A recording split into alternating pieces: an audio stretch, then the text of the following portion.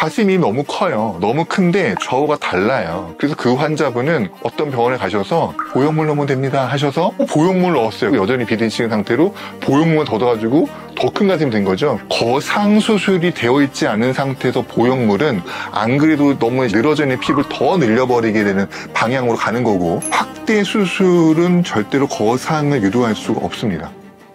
안녕하세요. 가슴 수술의 진심인 성형외과 전문의 최규진입니다. 오늘 콘텐츠는 여러분들이 항상 좋아해 주시는, 그리고 관심을 많이 갖고 계시는 환자분 수술 사례 소개해드리는 그런 시간입니다. 오늘 저희가 준비한 환자분 케이스는 참 복잡한 히스토리를 갖고 있고, 이런 비슷한 사례가 너무나 많고 지금도 많이 이루어지고 있는 케이스거든요. 지난주에도 불과 가슴이 너무 커요. 너무 큰데 좌우가 달라요. 그래서 그 환자분은 어떤 병원에 가셔서 좌우를 맞춰달라고 가셨대요. 아니나 다를까 역시 보형물 넣으면 됩니다 하셔서 보형물 넣었어요. 그분이 안 그래도 큰 가슴인데, 그래서 또 무려 350cc를 넣었어요. 그 큰 가슴에서 가슴이 막 이렇게 돌출되게 커가지고 너무 큰 가슴으로 비대칭인 상태로 오셨죠. 제가 지금 말씀드린 게 거상 수술이 보형물로 안 된다니까요. 그러니까 당연히 안 되고 여전히 비대칭인 상태로 보형물만 더 넣어가지고 더 큰 가슴이 된 거죠. 그래서 제가 이 케이스 준비하면서 또다시 좀 마음이 답답해지고 드릴 말씀이 참 많겠구나라는 생각하면서 준비해보았습니다. 이분은 어떤 문제로 오신 건가요? 저한테 오시기 한 11년 전에 다른 병원에서 보형물로 확대 수술을 하셨어요. 근데 지금 저한테 오셨을 때 모습은 굉장히 처짐이 많고, 그리고 보형물이 어색하게 들어가 있는 이런 모습이거든요. 처짐이 꽤 있었는데 그거를 또 예쁘게 만들고 싶어서 가셨는데 확대 수술을 권유받으신 거죠. 확대 수술하면 처짐이 개선된다. 이런 얘기 여러분 지금도 많이 듣고 계시지 않습니까? 지금 이 영상을 보신 분들 중에 오늘 그런 얘기 듣고 오신 분도 있으실 겁니다. 의사들이 아직도 처진 가슴은 확대 수술을 해결할 수 있다고 믿고 있고 상담을 하고 있죠. 대단히 잘못된 이야기고 틀린 이야기입니다. 그런데 이분도 안타깝게도 아마 그런 설명을 듣고 하셨던 것 같아요. 지금 보시는 것처럼 어색하게 보형물이 여기 있는 거거든요. 보형물은 여기 볼록하게 있고 가슴이 여전히 처져 있고 볼륨의 정점에 유두가 있는 게 아니고 유두는 굉장히 밑주름 레벨과 거의 비슷한 레벨까지 내려와 있는데, 볼륨의 정점에 유두가 있어야 된다고 생각하면 유두가 여기 있어야 되는 얘기인데 볼륨과 유두의 위치가 전혀 맞지 않는 이런 모습이시거든요. 분명히 이분은 처짐이 있으셨는데 그게 거상이라는 수술을 통해서 해결되지 않은 상태로 그냥 보형물만 넣었기 때문에 보형물은 어색하게 위에 있고 유두는 저 밑에 있는, 뭔가 완전히 두 가지가 같이 있어야 될 이유가 전혀 모르는 이런 상태로 지내오신 거죠. 그런데 이분이 그 다음에 찾아가신 게 한의원을 찾아가셨습니다. 그래서 한의원에서 침을 맞아서 유방을 거상한다, 이런 이야기를 듣고 또 침을 맞으셨어요. 침을 맞으시다가 이 와중에 한쪽이 터진 거죠. 그래서 이쪽 보형물이 터졌습니다. 그래서 보시는 것처럼 여기는 볼록한데 여기는 볼록함이 없죠. 한의사가 찌른 바늘에 의해서 금방 터진 거죠. 이분이 요즘에 쓰는 실리콘 보형물 썼다면은 의사가 바늘로 찔렀다 하더라도 갑자기 저기 볼륨이 사라지진 않거든요. 요즘에 거의 사용하지 않는 식용수 보형물이기 때문에 바늘구멍 하나로 퍽 터지면서 물이 새어나오니까는 갑자기 볼륨이 뻥 없어진 거죠. 그리고 이제 보형물이 없는 본인의 가슴처럼 이게 처진 가슴만 남게 된 거죠. 그래서 이쪽 터지지 않은 어색한 쓸데없는 보형물이 들어가 있는 가슴과 빈 껍질만 남아있는 가슴 확연하게 차이가 나죠. 그래서 이제 저한테 보형물도 제거하고 가슴을 제대로 거상을 하러 오신 겁니다. 그래서 이런 분이 이제 보형물 제거 및 거상을 해야 되는 게 가장 어려운 케이스에 해당합니다. 왜냐하면 보형물을 제거하고 나면 또 어떤 모양일지는 빼봐야지 알거든요. 지금 모습이 다가 아니고 빼고 나서 일어나는 그 변화는 수술 중에 맞닥뜨리게 되는 거예요, 의사가. 그걸 보고 또 다시 또 계획을 변경하고 디자인을 다시 바꿔서 다시 또 수술해야 되는 그런 변수가 반드시 따라오는 수술이라 굉장히 어렵죠. 더구나 이분은 한쪽은 살아있고 한쪽은 터져있는 또 이런 난해한 조건이셔서 이걸 빼고 나면 도대체 어떤 상태일까, 무슨 회사에 어떤 보형물이 남아있는 걸까, 이런 거 전혀 정보가 없는 상태에서 저는 수술하게 임하게 된 거죠. 이게 수술한 이후의 모습인데요. 이게 아마 이 정도는 실밥 뽑은 직후인 것 같습니다. 오자 절개로 했기 때문에 이런 절개를 보이는 거고, 보형물 양쪽 다 제거했고 손상되어 있지 않은 식염수 보형물 제거한 사진, 파열되어 있는 그 껍질만 남은 보형물 이렇게 다 제거했습니다. 그리고 빈 공간을 잘 모아서 꼬매서 꽤 처져 있었던 가슴을 이렇게 모아 올리고 이렇게까지 거상을 한 거죠. 왜 오자절개를 선택하신 거예요?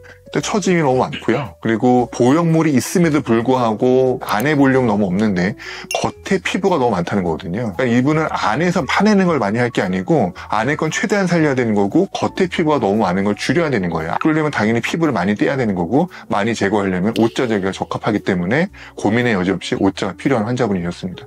이분이 수직절개하면 어떤 문제가 발생하나요?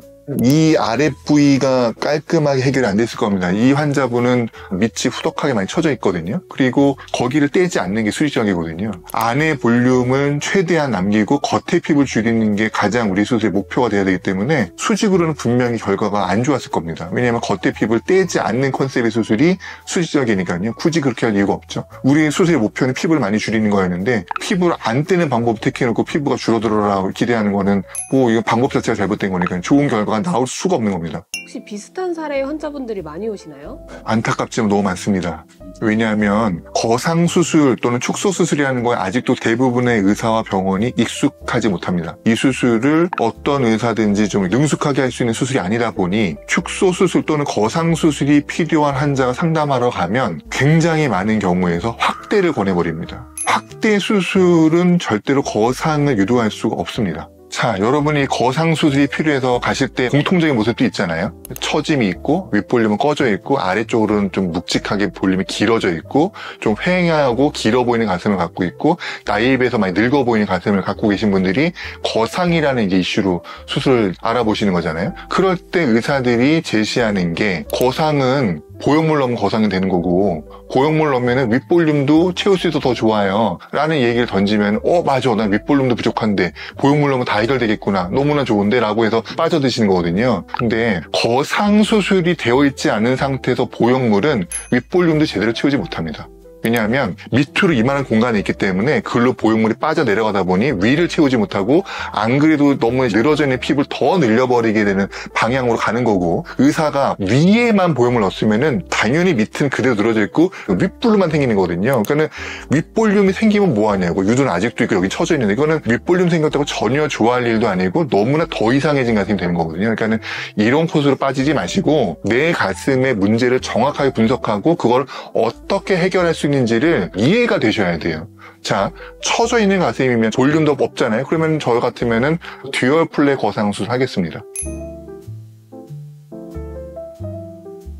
내 처져 있는 이 볼륨을 살리는 쪽으로 쓰고 불필요한 피부 늘어짐은 제거하고, 그래서 유두도 아예 위로 이동시켜서 다시 만들어 집어넣고 불필요한 늘어져 있는 건 잘라서 없애고 내 아쉬운 볼륨 내부 조직은 최대한 살려서 다 가져가고 밑으로 빠지는 거는 위로 옮겨서 윗볼륨을 채우는 데 쓰고, 그렇게 수술할 수 있는 거상 수술하면 윗볼륨도 회복을 시키고 그다음에 너무 처져 있는 피부도 개선하고 너무 아래에서도 유두도 옮길 수 있는 복합적으로 다 해결되는 수술이 있거든요. 이걸 해결해야지 여러분의 가슴이 제대로 바뀌는 것이지, 이걸 하나도 하지 않고 작은 절개로 둥그런 보형물 쑥 집어넣으면 이게 어떻게 갑자기 다 바뀌냐고요. 하나도 안 바뀐 상태로 그냥 보형물만 어딘가 들어가 있는 거죠. 여기 있든지 밑에 있든지 둘 중에 하나에 보형물이 있는 건데, 제반 조건이 다 바뀌어 있지 않은 상태에서 들어가는 보형물은 어색하고 불편할 뿐입니다. 하나도 도움이 되지 않습니다. 그러니까는 이런 수술 받으러 다니지 마시고 여러분들의 문제를 다 해결할 수 있는 그런 수술을 받으셔야 되는 겁니다. 이게 수술하고 나서 이렇게 환자분이 이제 후기를 올려주신 사진들인데요. 이렇습니다. 볼륨이 위가 좀 더 있었으면 좋았겠지만 환자분의 뼈도 좀 주저앉아 있었고 오랜 세월던 보형을 갖고 있었고, 그리고 환자분의 볼륨이 어느 정도 부족하고, 그래도 이 정도로 모아 올린 것만으로도 환자분이 굉장한 변화를 느끼셨고 만족해하고 계십니다. 환자분이 저희 후기에 써주신 이야기를 그대로 읽어드리겠습니다. 피주머니를 제거하고서 가슴을 처음 봤는데 가슴이 너무 예뻤습니다. 갑자기 시계가 20년 전으로 돌아가서 복숭아 시절로 돌아간 느낌이었어요. 원장님께서도 정말 수술이 잘 되었다고 하셨고 얼마나 애를 쓰셨을까 싶은 마음에 감사와 감동이 밀려오면서 이전에 심각하게 고민하고 알게 모르게 힘들었던 마음과 고생도 스쳐 지나가면서 이젠 안녕이구나 싶어 수술받길 정말 잘했다 싶었습니다. 라고 말씀해 주셨고요. 그리고 1개월째 후기를 또 남겨주시면서 해주신 말씀은, 처진 가슴으로 살다 변화된 가슴이 적응이 되지 않았지만 볼수록 가슴이 마음에 들고 만족도가 컸습니다. 탈의실에서 수술받은 환자들끼리 서로 변화 자랑 타임도 가지고 즐거운 시기였습니다. 3개월째 남겨주신 말씀은, 수술을 받고 3개월이란 시간이 훌쩍 지나니 붓기는 완전히 빠진 것 같습니다. 살이 좀 쪘는데도 가슴은 그대로인 것을 보면요. 수술하고 나서 달라진 점은 목, 어깨 통증을 확실히 잡아주었다는 것입니다. 그전에는 늘 답답했고 많고 병원도 많이 다녔는데 말이죠. 옷 입기가 정말 편하고 고민 안 하고 고를 수 있어서 너무 좋습니다. 걱정하던 흉터도 정말 많이 좋아지고 있습니다. 다음 달에 더 예뻐질 내 가슴이 기대가 됩니다. 라고 남겨주셨었네요. 이렇게 환자분은 잘 지내고 계시고요. 너무 돌아 이제 저한테 오셨죠. 일단은 목표와는 전혀 맞지 않는 괜한 확대 수술을 받으셨고 그 이후로 더 처지셔서 더 좀 모양이 많이 이상한 모습을 사시다가 그걸 또 복구해보겠다고 한의원에서 침을 맞으셨고 당연히 거상이 될 리가 없죠. 보형만 터지고 그 와중에 그래서 더 심한 기대칭이 오고 그래서 이제 그런 어려움과 스트레스를 받으시다 저한테 오셨는데 감사하게 어려운 수술이었지만 이렇게 수술이 잘 돼서 이런 후기를 받고 있으니 수술을 열심히 해드린 보람이 좀 느껴집니다. 환자분 고생 많으셨어요. 오늘 여러분들께 좀 드릴 말씀이 많은 그런 이제 케이스를 저희가 준비해 보았는데요. 저희가 전달드리고 싶은 그 정보가 잘 전달되었고 많은 도움이 되셨길 바라고 또 다음에도 더 좋은 영상 준비해서 다시 찾아뵙도록 하겠습니다. 오늘 영상도 잘 시청해 주셔서 감사합니다. 구독과 좋아요도 부탁드립니다.